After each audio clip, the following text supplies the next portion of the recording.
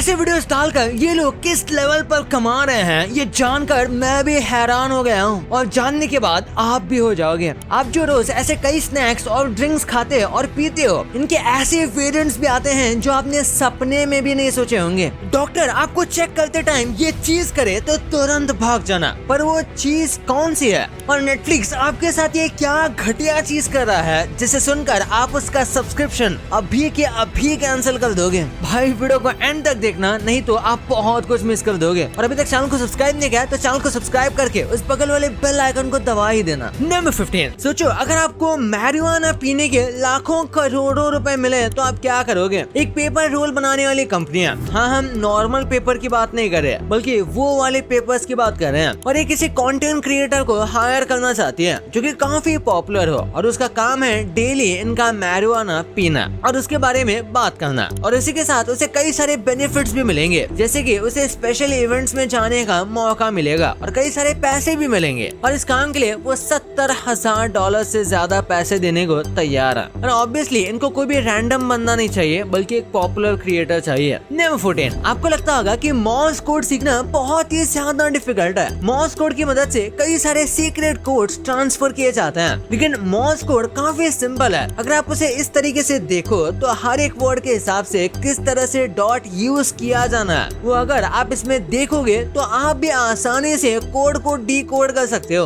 और Moore's code में खुद मैसेज भी भेज सकते हो, यानी कि ये काफी सिंपल है। नंबर 13, एक सर्वे के हिसाब से 50% से भी ज्यादा नेटफ्लिक्स यूजर अगर कोई भी टीवी शो देखना शुरू करता है तो वो उसका सीजन या फिर पूरा का पूरा टीवी शो एक ही वीक के अंदर खत्म कर देते हैं, क्योंकि ये इतना ज्यादा एक्साइटिंग होता है और ये कुछ इस तरीके से हुक बना कर रखते हैं कि नेक्स्ट टू नेक्स्ट एपिसोड देखे बिना हम रह ही नहीं पाते। और अक्सर नेटफ्लिक्स जो है वो पूरे सीजन को एक साथ लॉन्च करते हैं, जिस वजह से आप कंटिन्यू उसे देख जाते हो जब तक आप एक पूरे सीरीज को खत्म ना कर लो, और उसके बाद आपको ये करने की आदत पड़ जाती है और बैक टू बैक आप एक के बाद एक सीरीज देखते रहते हो और एडिक्ट हो जाते हो। नंबर 12, एक बार इस फोटो को देखो, ये फोटो स्वीडन का है। स्वीडन में पहले ड्राइविंग लेफ्ट साइड में होती थी और फिर एक दिन उन्होंने डिसाइड किया कि हम बाकी मेजर कंट्री की तरह ड्राइविंग को राइट साइड में स्विच कर देंगे, और ये उन्होंने डिसीजन एक ही दिन में ले लिया। हम स्टीयरिंग की बात नहीं कर रहे, हम ड्राइविंग करने की साइड की बात कर रहे हैं। और इसीलिए नेक्स्ट मॉर्निंग जब सब अचानक से राइट साइड ड्राइव करने लगे